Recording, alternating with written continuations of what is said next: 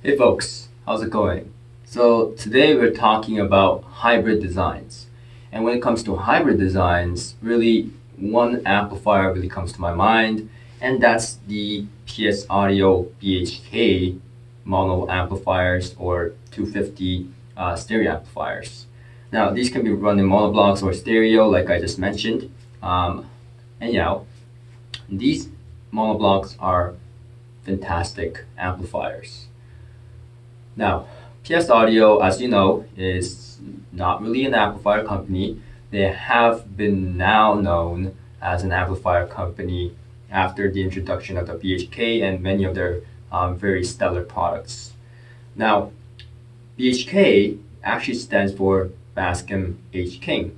And Bascom, as you know, is one of the most well-known engineers in the audio industry. He has worked for Infinity, Marantz, a lot of companies, Constellation Audio. He has made a lot of products which I've owned in the past that sounds absolutely fantastic. So of course, when the introduction of the BHK amplifier came, I was very excited.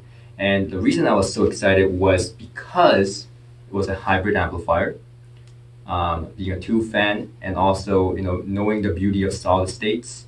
I thought a hybrid was a great option. And secondly, he put his name on it. Now, when engineers do this, when they put their name on it, this means serious business. This means it's like an artist, right? You do some art, you don't like it, you don't put your name on it. Even if you like it, it's kind of hard to put your name on it because that means your reputation is on the line.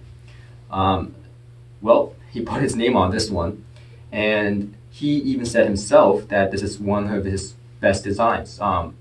Best of the best designs he has ever made. So being his best amplifier design, I had really high expectations. So here's the story. So PS Audio, Paul, as you know, he's famous on YouTube. He has answered many questions, many of your questions on YouTube. He went to Bascom and he said, "Can you build me an amplifier?" And Bascom said, "Yes, but under one condition." Paul's like, "What's the condition?" "Anything." And Bascom said, "Well, we have to use tubes." And Paul, not being such a fan of tube amplifiers, he was like, no, no.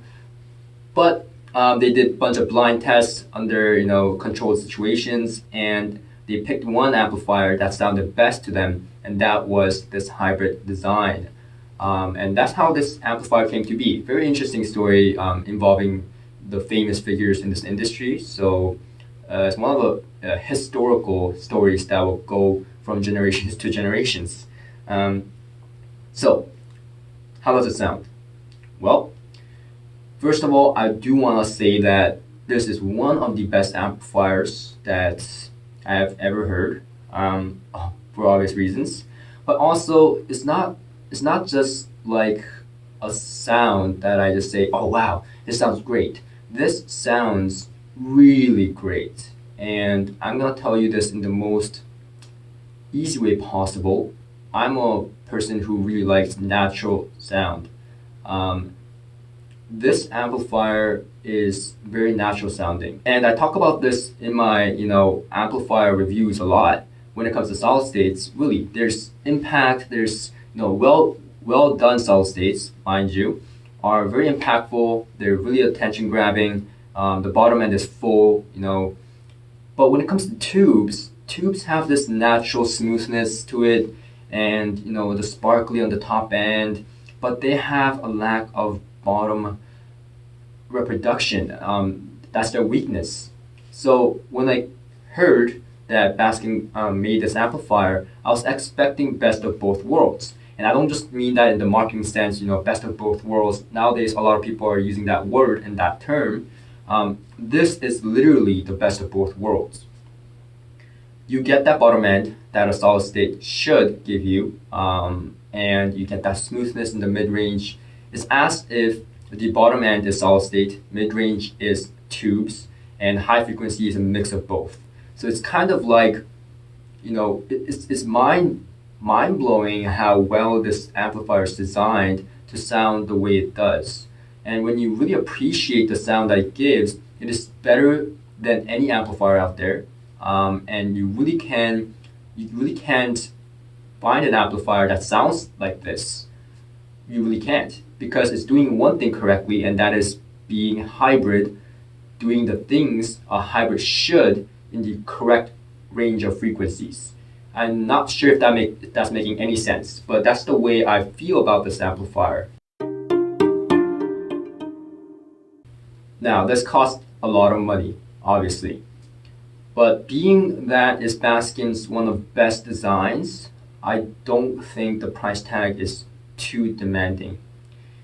Now, obviously, it's a high price tag. So many of you have been asking me, I can't even imagine or wrap my head around the fact that people are using so much money to buy stereo, to buy amplifier, speakers, whatever it is. And a lot of you guys ask me, can I even hear the difference? Because whether the price tag is expensive, or not, can I even hear the difference? And I want to tell you this in the most simple way possible. I hear this amplifier, right?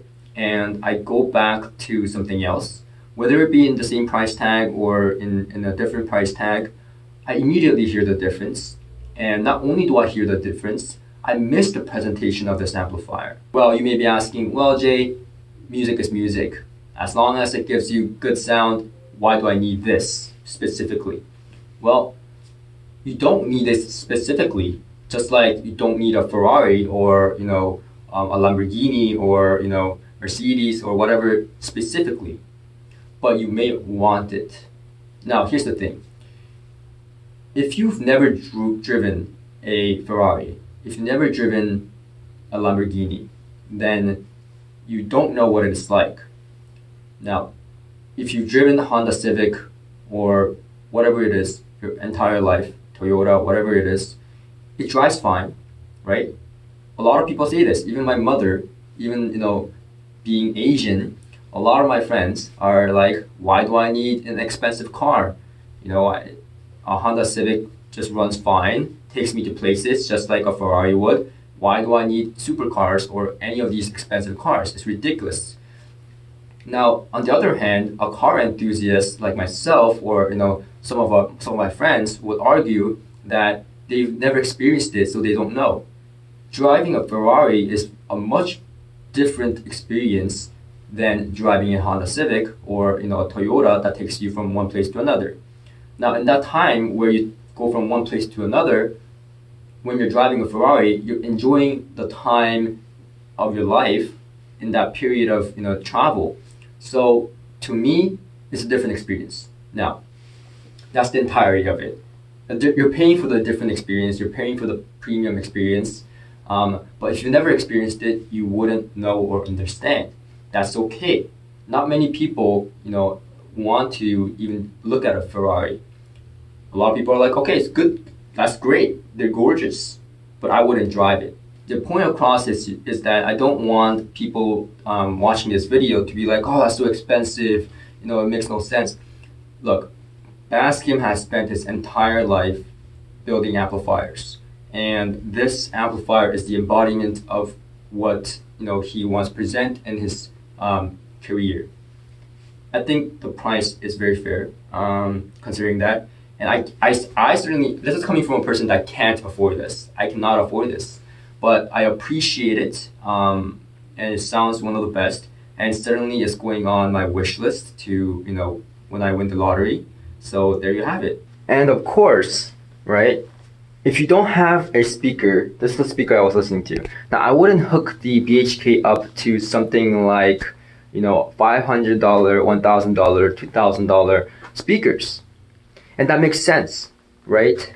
You gotta spend your money on the speakers first.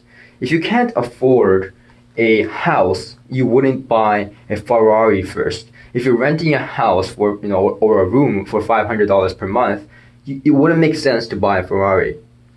Same thing here. It doesn't make sense for you to buy the BHK amp if you have, or if you don't have a speaker that's very high end. Now, here's the thing.